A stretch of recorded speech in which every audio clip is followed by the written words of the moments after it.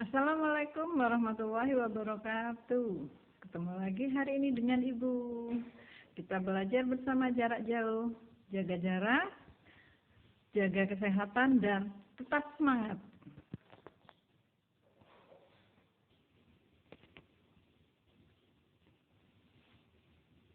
Kelas 6, tema 1, selamatkan makhluk hidup, subtema 2, hewan sahabatku, pembelajaran 4. Perkembangbiakan pada hewan.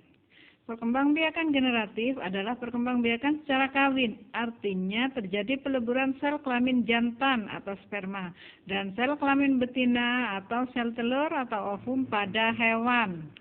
Sel kelamin jantan pada hewan disebut sperma dan sel kelamin betina disebut ovum atau sel telur. Perkembangbiakan vegetatif adalah perkembangbiakan secara tidak kawin, artinya melalui bagian tubuh hewan itu sendiri. Macam-macam perkembangbiakan pada hewan. Vivipar. Perkembangbiakan ini melalui melahirkan. Hewan yang berkembang biak dengan cara melahirkan disebut vivipar. Contohnya ikan paus. Kemudian yang kedua ovipar. Hewan yang berkembang biak melalui bertelur atau dengan cara bertelur. Contohnya ikan lele. Kemudian yang terakhir perkembangbiakan secara ovovivipar. Hewan yang berkembang biak dengan cara bertelur sekaligus melahirkan itu adalah contohnya ikan pari. Nah, itu macam-macam ikan kan, tapi cara perkembangbiakannya berbeda-beda. Nah, untuk latihan hari ini, sekarang kalian jelaskan. Yang pertama, 1, jelaskan pengertian ovipar, kemudian berilah 5 contoh hewan ovipar. Yang kedua, jelaskan pengertian vivipar, kemudian berilah 5 contoh hewan vivipar. Kemudian yang ketiga, jelaskan pengertian ovovivipar. Contohnya cukup 3 saja. Kita lanjut ya, kita lanjut dengan cara menentukan ide pokok dan kalimat utama pada paragraf. Ide pokok atau kalimat utama atau ide utama adalah gagasan utama dalam sebuah cerita. Cara menentukan ide pokok adalah mencari kalimat utama terlebih dahulu. Ide pokok kalimatnya bisa sama persis dengan kalimat utama atau lebih ringkas. Apa itu kalimat utama?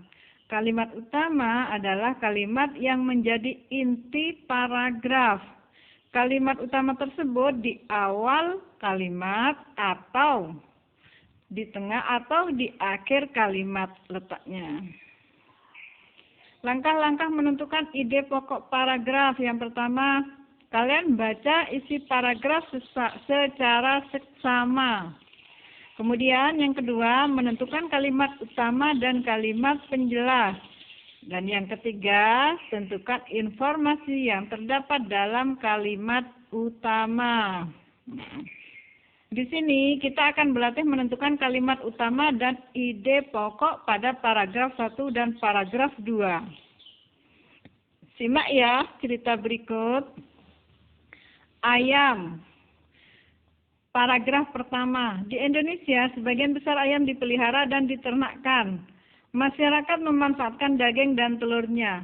Daging dan telur ayam sangat bermanfaat bagi kesehatan tubuh. Paragraf kedua. Ayam jantan dan betina memiliki perbedaan. Ayam jantan lebih besar dari ayam betina. Ia memiliki jalu panjang dan berjengkel lebih besar. Bulu ekor ayam jantan panjang dan menjuntai. Ayam betina berukuran lebih kecil dan tidak memiliki jalu, tetapi memiliki jengger kecil. Bulu ekornya pendek. Kita analisis paragraf pertama. Kalimat utamanya.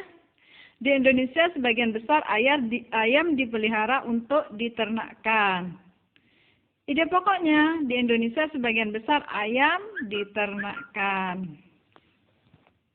Kemudian paragraf kedua.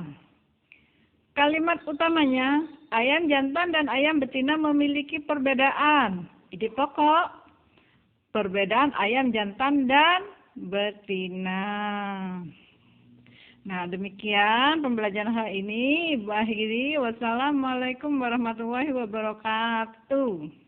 Bukalah jendela dunia dengan buku, kemudian genggamlah dunia dengan ilmu, tapi kendalikanlah dengan akhlak.